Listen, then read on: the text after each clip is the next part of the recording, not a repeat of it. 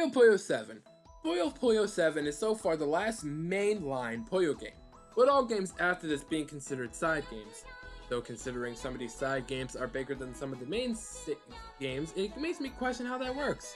Anyways, as with Fever, we have a few new characters. Meet Ringo, a redhead schoolgirl who is smart, loves studying, acts like the voice of reason a lot of the time, and can't seem to decide what the fuck she wants to wear. Seriously, this girl goes through so many designs. And she cements how much Arl has lost her main character status, as Ringo is also the semi-protagonist of 20th anniversary, and she is the main protagonist besides T, but we'll get to him, of Puyo Tetris. Now, then we have Rizukuma, a bear who is a senior at the school Ringo goes to. He's a scientist who's obsessed with love and also loves to help out whenever he can. And then there's Margaro, Ringo's childhood friend/classmates. He's a pretty boy who loves games and the girls can't get enough of him. And Fish, they also can't get enough of him. Finally, there's Ekla, who's the main antagonist of 7 and 20th anniversary. He's a more evil antagonist than most of the others that this series has. He's a weird creature whose backstory gets revealed as the series goes on, and he also seems to have a liking to Ringo like how Satan has a liking to Aro, so this is more implied in later games. Anyways, Puyo 7's plot once again has the characters being launched into a new world. This time it's a much more normal world and Arl is now evil. Okay, no, she's actually under control, but I got you for a second. Anyways, this game is the first to have a story mode that actually has an ongoing plot. It's not one of those arcade mode things. Well, besides maybe the games with RPG modes, but... Anyways, this game introduces a new style of game mode, transformations, which include mega and mini transformations. My favorite part of these are what happens to the characters when they transform. Like when they turn mega, we actually get to see what the characters look like as adults, and when they turn mini, we get to see what they look like as little kids. And it's actually really cool. And yeah, when it comes to some of the evolved forms, some of them do look like just taller versions of slightly different versions of themselves. But some people actually change a lot. Like Amity here. She looks like a completely different person as an adult. Same with Sig. And I swear, Sheza was actually already really old and he was just using anti-aging magic. So I guess you could argue he started using it when he was a teenager. Therefore, if he stopped using the magic and his body grew up more, then this is what he would look like, and actually that makes a lot of sense, never mind. And then there's Clog who, what the hell, he turns into Strange Clog! Does that mean he never gets rid of the book and the demon will just one day take him over again? What? Well, then again, that's probably just a bit of fan service and they didn't think about it. But yeah, the transformation mode is also the biggest flaw with this game. Simply put, it's like Fever mode, but with a whole lot of more problems. Anyways, we have Mega and Mini mode. One thing that sets these apart from Fever is that you're invincible when it's on, which means you can not only catch up, but overpower your opponent, and also the timer can go up to 99 seconds. I love the designs of the forms, but this makes the battles take so long. Doesn't help that story mode, which is 22 missions long, has 17 missions dedicated to this thing. So you'll get tired of it in no time. Back on the story mode, as unique as it is, I don't like it. It's entertaining for the first half, but then after a while it ends up being a boring slog that at the end of the day, doesn't even have a proper ending. And then there's the art style. It's not bad overall, but it does scream that it's an in-between of the art style of the Fever games and the art style that the series has now. I mean, just look at this. Amity in Fever 2, Amity in 20th Anniversary, and Amity in 7th. It looks like an in-between, right? This makes me think that this game was a transition game. After all, this game also reintroduces a few more compiled characters like Draco and cameos of Witch and Harpy. This game introduces the transformation mode, which would be retooled in later games and become individual mode. This game also gave the series a new theme song, and while the song is very catchy and nice on the ears, I like the remix in 20th Onward a little better. Also, Sega was aggressive in marketing this thing. They called it Project Ringo. They had multiple teaser trailers just trying to show off what this game was gonna be. And heck, it seems like this game even got completely reworked as there is concept art of Ringo being a lot more magical girl. But yeah, that's Puyo Puyo 7. Let's move on. Puyo Puyo 20th Anniversary. Puyo Puyo 20th Anniversary, as you can guess, is the game that celebrates the 20th anniversary of Puyo Puyo, and oh boy does it celebrate it. This is the fan favorite game in the series, and in all honesty, it's my favorite Puyo Puyo game of all time. This game has all the modes from 15th and more. This game introduced the art style that the series still has to this day, and it's great. The art style can make almost anyone look good, and it looks so clean and kind of reminds me of the anime Penny and Stocking. And that's always a good thing. And it's nice to see some of the characters who weren't in the series for a while come back.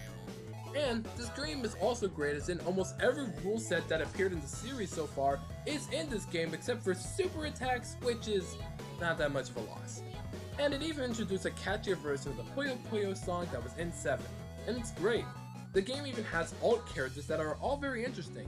We have the return of Strange Clud, we have Red Amity who, alright, I don't know what this is supposed to be based off of or what it's supposed to mean, and we have Black Sig. I wonder how that works. And then we have White Felly, I guess if Felly were more nice, and Yellow Satan, who is just Satan in a carbuncle suit, and Unusual Ekolo, where we see what Ekolo would look like if he was a human. Well yeah, so yeah, this game is great and it is without a doubt one of the best games in the series, and hell, maybe even the best, depending on who you ask. Now the next mainline Puyo game, well, technically spinoff, is Puyo Tetris, but we're actually gonna wait a bit to talk about Puyo Tetris. So now, let's go over the traditional segment here on History of Puyo Puyo's other stuff. Puyo Puyo Quest. Puyo Puyo Quest is a Japanese exclusive mobile game. This game is like Puzzles and Dragons, but also with its own style. Here you pop the Puyos in order to get a huge chain. Get a high enough chain and a shiny Puyo will come on out. Pop it in a chain and it will launch a fever mode to an even higher combo. The game has a shit ton of characters. If a character has ever been in a Puyo game, then they're in this game. Well, except for this guy and a few more. But it also has a bunch of characters and a bunch of variants, and crossover variants. As well, Shadow Ringo is one of the best things I've ever seen, don't argue with me.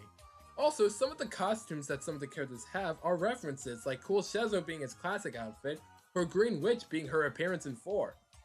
And there's so many other cards, it'd take all day to talk about them. The game also has a bunch of original characters, some of which actually fit really well with the cast. Also helps that this game keeps the 20th anniversary art style, and it looks amazing. It also has arguably become the most popular thing in the franchise, as both American and Japanese fans love to discuss the game, even though the game is only in Japan, and it even managed to become Sega's 3rd highest grossing digital title ever. It's only beaten by another mobile game called Saga, God I hope I said that right, and the MMO Phantasy Star Online 2. I myself really enjoy this game, and Sega even localized this game. Yep, they localized it, alright. Cranky Food Friends. Oh god, why? Okay, so Sega tried to pull the whole localize something and make it into something else thing. Yeah, they tried to do that in 2015. Yep, in 2015, Cranky Food Friends was released, and needless to say, people hated it. Look, this is a stunt you could only pull back in the day when there was no internet. In an age where anyone can look up anything in a matter of minutes, and needless to say they did, many people showed anger at Sega for this move, and it got so bad that the game has since been taken down with no way to play anymore. Hell, if the footage here seems weird, that's because I could only find 2 videos that covered the game, and both are weird and one had a surprising amount of dislikes. But yeah, moving on. Quirks. We're going back around 20 years this time, ladies and gentlemen, with Quirks. This was an English adaptation of the game actually made by Compile, and the creator of Tetris apparently. Anyways, it was Puyo Puyo, but it actually has Endless Mode and Nazo Puyo mode, making it the first game to have a Nazo mode in America. Timon and Pumbaa Jungle Games. Yeah, I never thought I'd be talking about the Lion King in a History Up video. Yeah, there was a Lion King version of Puyo Puyo. Fun fact, Compile actually had to be credited for this. So if you like Lion King and like Puyo, let's try it out, I have no idea. There was also a Puyo Puyo minigame in the GameCube game Billy Hatcher and the Giant Egg, though you needed a GBA link cable for it. And even then it was just a light version of Puyo Pop on Game Boy Advance. There was also Puyo Puyo 39, a Puyo Puyo minigame in the rhythm game Hatsune Miku Project Mirai DIX. And fun fact, it was also the first time that the Puyo Puyo series was called Puyo Puyo in America, not counting the arcade game. Fun fact, years after this, Hatsune Miku and Co. would actually be added into Puyo Puyo Quest. There was also a minigame in the game Yakuza, and it's Puyo Tetris-like.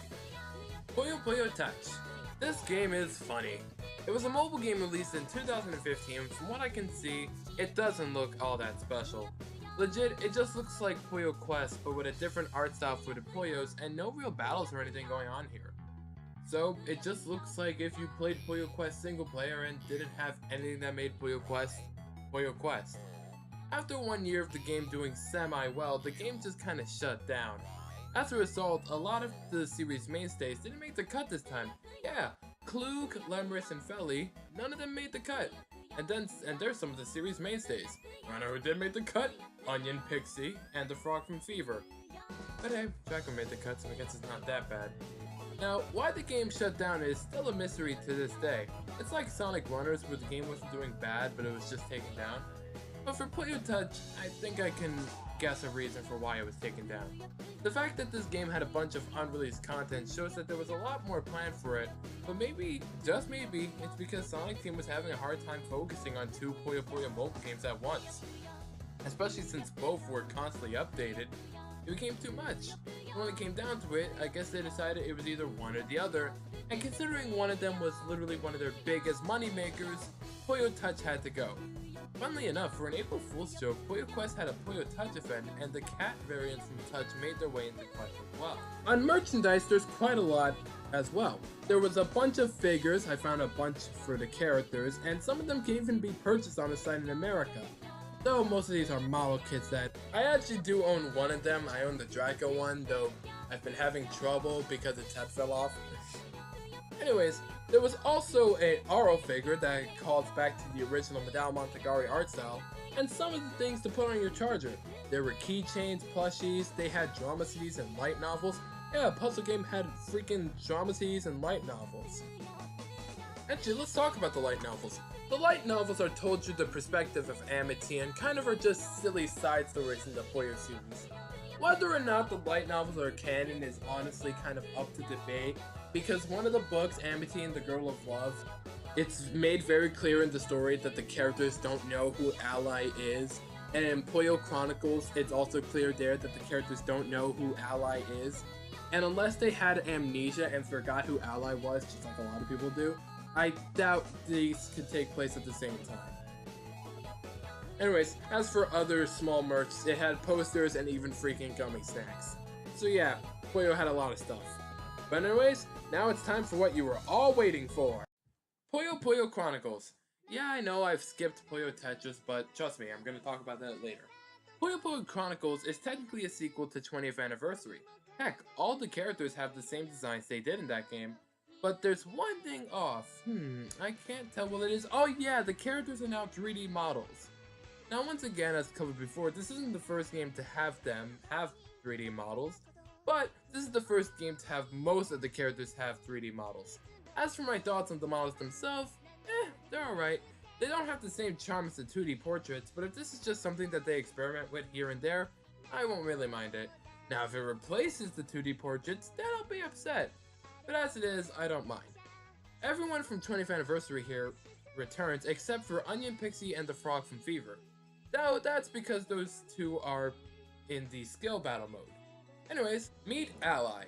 She's a girl who's in love with the concept of love and really just wants to make everyone fall in love with love and make them all find love with lovingly love.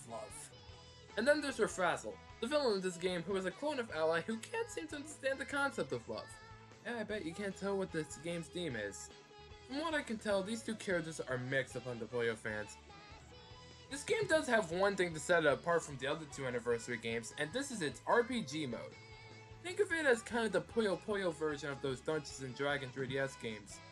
Though, this mode could have been done a lot better. It's very sluggish because Arl has a very set running speed and she can't go much faster. It can get pretty boring after a while because, let me tell you this, you kind of see the first 30 minutes of it over and over again. And there's just a lot of structural problems here that just make the whole thing feel repetitive and samey. Puyo Puyo Chronicles also has the most modes in the series so far, having all of the modes from 20th, one from Tetris, and a few of its own. So yeah, Chronicles has what it takes to make for another good Puyo game, but the structural problems with its main single player mode and the fact that most of the new stuff is either not that great or just not really that different from what we already had and the fact that the things that we already have been done better in other Puyo games makes this game a not all that special Puyo Puyo. It's not horrible by any stretch of the imagination, but it's not the first game I would go to when it comes to Puyo Puyo. Anyways, let's move on. Puyo Puyo Tetris. Puyo Puyo Tetris was actually a 2014 game, but I thought its 2017 story was much more interesting, so let's have a story time. But before that, this game introduces a few new characters. Meet T, the Tetris king / main character of the game, who somehow finds him and his team in the Puyo world after realities have been mixed up. He ends up going on an adventure with the Puyo cast and grows a strong relationship with Ringo, and the game implies that at the end the two grew romantic feelings for each other. Then there's S. She's a bitch girl who does have a soft side for her father and Margro. Look at that. Then there's I, a dog scientist, and that's really all there is to him. J and Ellie, two twins who love causing mischief. Zed, a robot who S thinks is her father, and X, a guy who's just lonely. That's all. Anyways, story time. When Puyo Puyo Tetris was first revealed, many fans speculated that Sega would use the Tetris brand as a way to promote Puyo Puyo in the States. As it turns out, these people were correct. However, Sega found that they were going to have a bunch of difficulties bringing Puyo Puyo Tetris over here, if only because of some legal issues. So as it turns out, much to Sega's dismay, they could not release it here in America because the licensing owners for the Tetris brand, Ubisoft, still had a contract for the rights for the 3DS, Wii U, Xbox One, and PS Vita, but not the PlayStation 4 physical. It took Sega a while to think of a workaround, but that's when the Nintendo Switch comes in. The Nintendo Switch was properly announced on October 20th, 2016 and released March 3rd of 2017. On January 13th, they've unveiled a bunch of games for the console, and one of them was Puyo Puyo Tetris. For Puyo fans, this meant that they were finally getting a new localized game after 13 years of no original localized releases. Sega also discovered Ubisoft didn't have the rights for Puyo Tetris on the PS4 physically, which means Sega was able to localize the PlayStation 4 version as long as it was the physical release only. With all these factors combined, the game came out in America on April 25th of 2017, and it's fantastic. The gameplay of Puyo and Tetris here are great, and some people have been calling this the best Tetris game ever. The music, as always, is great as well, even if a lot of it is reused. The game modes are fun, even if there's a few, and while 20th is my favorite Puyo game of all time, this one will always have a special place in my heart. And it sold great. Sega themselves revealed that the Switch version alone sold 1 million copies. And considering this game has a bunch of ports, I have no doubt it probably sold quite a bit more than that. And it's amazing that Puyo went from an obscure franchise to a game that was at one point a Nintendo Switch bestseller. And the success goes further with the game Sonic Mania. As Sonic Mania has a Puyo Puyo minigame and a Puyo Puyo boss fight, and it's just awesome that the series has now found a place in America. Anyways, it's time for the end of the Oh wait, there's one more game. Oh, I hate writing these things ahead of time sometimes. Puyo Puyo Esports, also known as Puyo Puyo Champions. Puyo Puyo Champions is a download-only game currently only in Japan for the Switch and PlayStation 4. And this game is more meant for the competitive Puyo gameplay if you couldn't tell from the name. As a result, this is a bit of a more budget way of playing Puyo. One cool thing about this game though is that it actually has characters from Puyo Quest in here. But this presents another problem. This game keeps the Puyo trend on 24 characters and shows even more how stupid that little unsaid rule is. So many mainstay characters didn't make the cut this time, like Klug, Feli, Lemurs, and Ekala. And honestly, why were these guys cut? This game is what a lot of fans feel really shows how annoying the Sega being so admitted on the 24 characters thing for each game is. Especially since Klug, Lemurs, and Feli have been mainstays in the series for more than 10 years. So for them to just be gone feels odd. Especially since most of the quest characters they chose wouldn't be my first choice to come to the main series. Like some of the characters like Alex and Sultana, they make sense. They're very popular in the game and can be pretty unique. I don't get Ciel being chosen as the Angel rep, I always thought the blonde hair one was more popular out of them. And then there's Head, Penguile, and Heartman who all feel weird here. I guess Heartman has a cool design, but the other two, nah. This game is pretty much here if you have a Switch or PlayStation 4 and want a quick, easy way to play Puyo, competitive Zoo, and Fever rules. This game was a Japanese exclusive when it came out, but by the time this video was uploaded, it should actually be released in the States. Fun fact, the localization for this game was actually leaked. On April 21st, an article in Neo magazine confirmed that the game would have been coming soon, then later, a full trailer for the game dropped. Then the next day, the game was officially confirmed for Nintendo Switch, PlayStation 4, and Steam. Anyways, if you want my full thoughts on this game, I'm actually going to be doing a review of it soon, so be on the lookout for that. But overall, even though the series didn't start off with the best relationship in America, the future of the series in America looks bright. The fact that the most recent Puyo game got localized not even half a year later tells me that. And it also gives me hope that future releases will do the same. Anyways though, that'll be all for this video. I'm JX Miyudas, signing out.